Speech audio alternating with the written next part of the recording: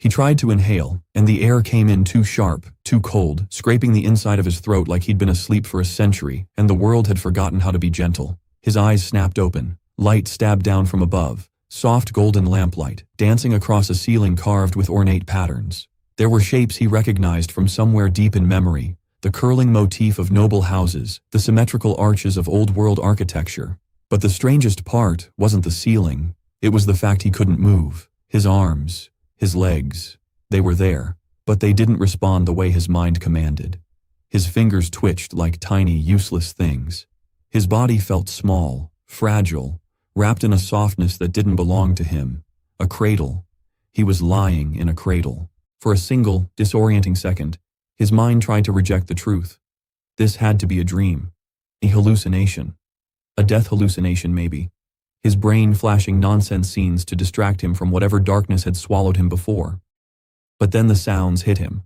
A woman's sobbing laughter. A man's voice shaking with relief. Footsteps rushing across polished wood. The hush of servants hanging back, afraid to breathe too loudly. Look.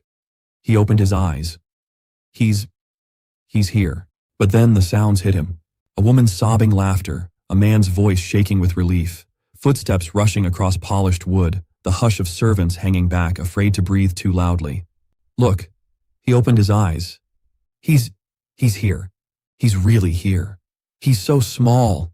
The voices didn't sound like memories. They sounded real. They carried the kind of trembling warmth only living people had. And then he saw them. A woman leaned over the cradle, her face glowing with exhaustion and love, cheeks still wet as if she'd cried herself raw. Her hair was loose and messy, but even that looked elegant. Like chaos was still noble when it belonged to her. Beside her stood a man, tall and broad-shouldered, wearing a dark coat lined with silver embroidery. His eyes were sharp, like a blade, but right now that blade was melting. The man's hand hovered above the cradle, like he was afraid touching the baby might break him. Is he healthy? The man asked, voice too quiet for someone who looked like he commanded armies. A servant answered quickly, almost nervously. Yes, my lord. The physician says the child is strong. No fever, no defects. The woman exhaled as if she'd been holding her breath for 9 months. The baby, him, tried to speak. Tried to ask, where am I? Who are you? Why can't I move? But what came out was a weak, breathy noise, half a gurgle, half a whimper. It wasn't language, it was an infant's sound. His stomach turned. No. His mind was intact. His thoughts were clear, sharp, adult. But his body was a newborn's. The woman's eyes widened at the sound, and she smiled through tears. He's trying to talk to us. Oh, my sweet. You're so eager already. The man laughed softly, but there was tension in it. Not fear, yet. More like disbelief that life could still happen after hardship. He stared at the baby's face as if searching for something hidden behind those small eyes. The baby stared back, and in that gaze, just for a heartbeat, something cold moved beneath the surface of his thoughts. A memory, a flash, darkness, blood. A sky burning red as if the world itself was on fire. A scream, his own, cut short by something merciless. Death. It was brief, but it was enough to make his skin crawl. He had died. He remembered dying. And now he was here. Reborn. The realization should have made him panic. It should have made him thrash and wail and lose whatever weak control he had over this tiny body. But something else slid into his mind like a blade entering a sheath, a soundless click, a presence, and then it appeared. A translucent window materialized in the air above the cradle, pale blue and crystal clear, like glass forged from moonlight. It hovered there without support, perfectly centered in front of his eyes. For a moment, his mind went numb with disbelief, because the window wasn't random. It was familiar. It was formatted like something he had seen countless times. In games, in stories, in places where reality didn't behave like reality. A status screen. The words sharpened into focus, and his heart, or whatever passed for a heart in this tiny chest, jerked hard. Name. Age.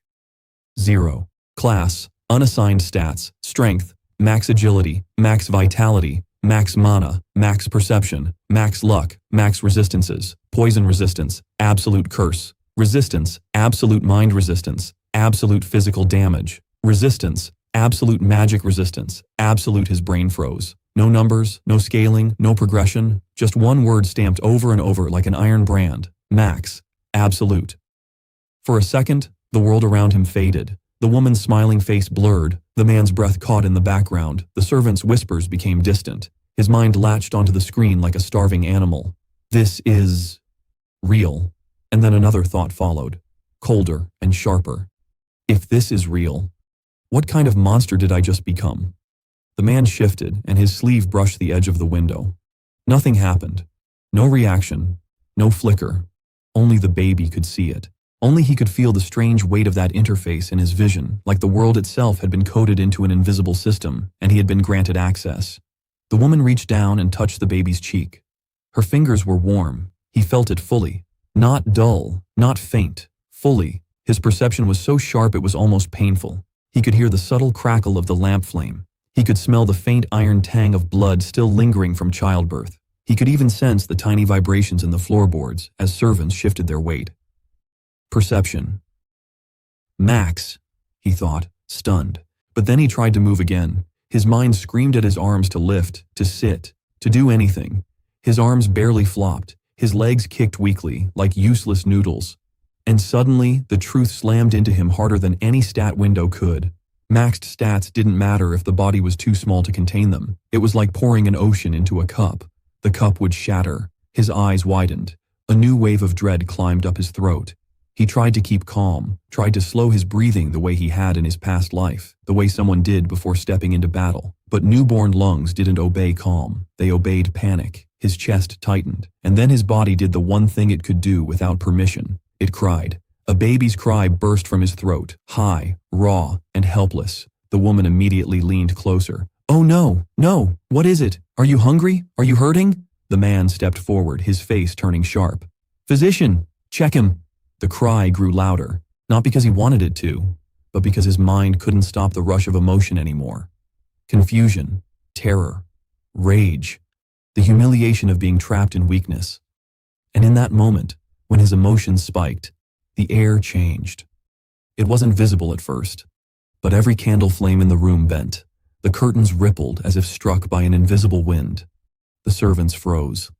The nobleman's eyes snapped wide, and then, boom! A pressure wave erupted from the cradle. It wasn't fire. It wasn't lightning. It was force. Pure, crushing force, like the air itself had been turned into a hammer and swung outward in a perfect circle. Glass exploded. The ornate mirror across the room shattered into 1,000 glittering shards. Windows burst outward with a sound like thunder, spraying splinters of crystal into the night air. Servants screamed and threw themselves to the floor. A chandelier swung violently above, chains groaning. The mother recoiled, clutching her chest as if the very air had punched her lungs. The father moved instantly, faster than any normal human should. He threw his body between the cradle and the falling shards, aura flaring around him like a shield. And then, as suddenly as it had come, the pressure vanished. Silence slammed down. Only the faint tinkling of glass settling on the floor remained. The baby lay in the cradle, eyes wide, mouth still open in the shape of a cry that had died mid-sound. His mind was blank. He hadn't cast a spell. He hadn't summoned mana. He hadn't done anything. He had simply existed too loudly. The mother stared at the destroyed room, shaking. The father stood frozen, jaw clenched, eyes not on the broken windows, but on the cradle, on the baby, on him. For 3 heartbeats, nobody moved. Then the servants began whispering, low, terrified, like peasants murmuring about demons at the edge of the village. "Did you see that? That wasn't a normal child. Did he do it?" The physician stumbled forward, hands trembling as he approached the cradle. He leaned in, checked the baby's breathing, looked into his eyes, and then flinched as if he'd seen something wrong. "My lord, my lady," the physician whispered. "The child is not harmed, but that force." The father's voice came out like iron. "Leave us." The servants hesitated, his eyes sharpened. "Now." They fled instantly, dragging the physician with them. Doors shut. Footsteps disappeared down the hallway. The room was left with only 3 presences: mother, father, and the baby who had just shattered the manor's windows with a cry. The mother slowly sat beside the cradle again, hands hovering, afraid to touch him now. Tears trembled in her eyes, but they weren't only joy anymore. They were fear. The father didn't sit. He stood like a wall. His gaze was fixed, calculating, as if he had already shifted from parent to protector. "Was that?" the mother whispered, voice cracking. "Was that our son?" The father didn't answer immediately. His jaw worked once, like he was biting down on something he couldn't say. Then he spoke softly, carefully. "It came from him." The mother's hands covered her mouth. "He's blessed?" The father's eyes narrowed. "Or cursed?" The baby stared at them, unable to tell them anything, unable to explain he hadn't meant it. Inside his mind, panic roared. What did I just do? He wanted to shut his eyes and disappear into the darkness again. He wanted to rewind time, but the shattered glass on the floor was proof time didn't rewind for babies. The father leaned closer, voice low and urgent. "Listen to me. If word of this spreads, every faction in the kingdom will come. The temple will call it prophecy. The nobles will call it a threat. The underworld will call it money." The mother shook her head, tears falling. "He's just a baby." The father's gaze softened for a fraction of a second, then hardened again. "And that's why he won't survive if they learn what he is." The baby's mind latched onto those words, "won't survive." So it wasn't just fear, it was reality. The world they lived in, this world, didn't let anomalies exist peacefully. A baby who broke windows with a cry would be hunted, studied, killed, or worse, raised as a weapon. He felt his tiny fingers clench around nothing. The status window still floated above him, calm and indifferent, as if it had expected this outcome. Maxed stats, absolute resistances, and a body too weak to contain it. The mother gently touched the baby's forehead, trembling. "He didn't mean it. I felt it. He was scared. He's aware, isn't he?" The father's eyes flicked to the baby's gaze, and for the first time, something like recognition passed between them, as if the father was looking at a newborn and seeing someone older behind those eyes. The baby swallowed. He tried to soften his gaze, to look like an innocent infant, but his mind was too sharp, too alert. The father inhaled slowly. "We will protect him," he said, but it sounded less like comfort and more like a vow carved into stone. "We will hide this. We will bury it so deep no one can smell it." The mother nodded desperately. The father reached into his coat and pulled out a small ring, black metal etched with runes. He placed it gently on the baby's finger. The baby felt it immediately, a cool weight, then a tightening. His aura, the invisible pressure that had exploded moments ago, suddenly compressed inward like a beast forced into a cage. The air calmed. The baby's breathing steadied. The father exhaled. "Seal ring. It should suppress outward leakage, at least until he grows." The mother's voice trembled. "Until he grows enough to handle it?" The father didn't answer, because neither of them knew if he ever would. The baby stared at the ring, mind racing. A seal, he thought. So aura is real. Magic is real. And this world has tools for controlling power. His eyes drifted back to the status window. Every stat maxed. And yet, he had almost hurt his own mother with a cry. So what did max mean if it could still go out of control? It meant raw potential, raw force, but not mastery, not control. That was the difference between a monster and a king. The baby's eyes narrowed slightly. He couldn't speak. He couldn't walk. He couldn't even hold his own head up properly. But his mind worked. And if he had been reborn with this kind of power, then there was a reason. Maybe the world had dragged him back for punishment. Maybe for redemption. Or maybe someone had designed this. The thought chilled him.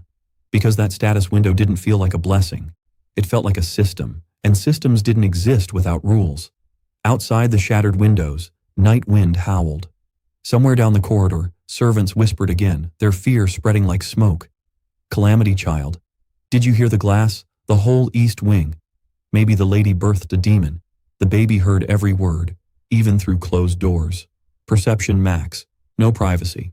No ignorance. Only harsh awareness. The mother leaned close, whispering to him like a prayer. "You're safe. You're safe, my love." But the baby's mind refused comfort, because even now he could feel it. The faint tremor of magic in the air. The ring suppressing his aura, but not erasing it. like a volcano capped with a thin lid. He tried to test it. He focused on his breathing. Slow. Controlled. He imagined the pressure wave he had unleashed, imagined it staying inside him, compressed into a tight core.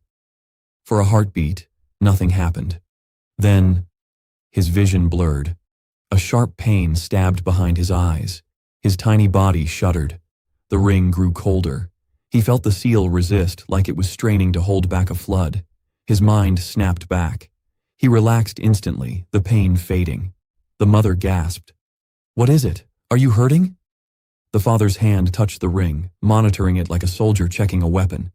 The baby realized something terrifying. Even a simple test of control could hurt him.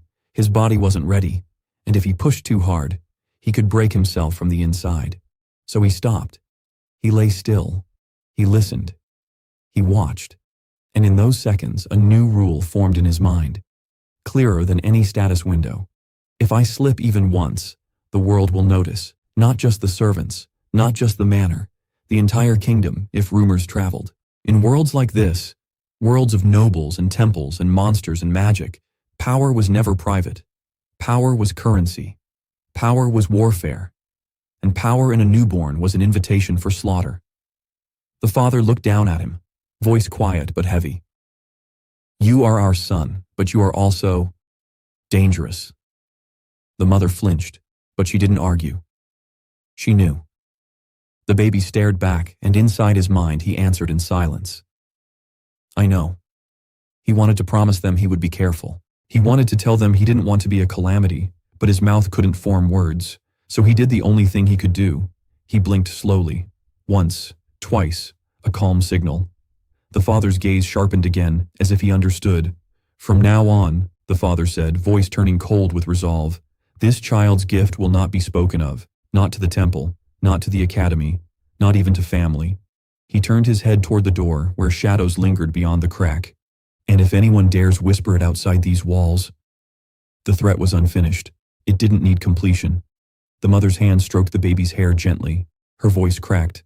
"You're not a demon. You're my baby." The baby felt warmth from her touch, and for a second, his mind softened. Then the cold memory of death flickered again, so brief, but sharp like a knife.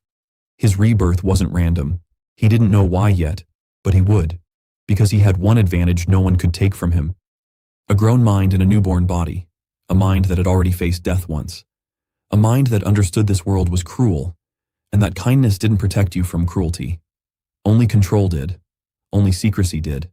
Only power wielded with restraint. The status window shimmered faintly, as if acknowledging the thought. And in the silence of the broken manor, beneath shattered glass and fearful whispers, the baby's eyes hardened in a way no infant's eyes ever should. He couldn't walk. He couldn't speak. He couldn't even lift his head.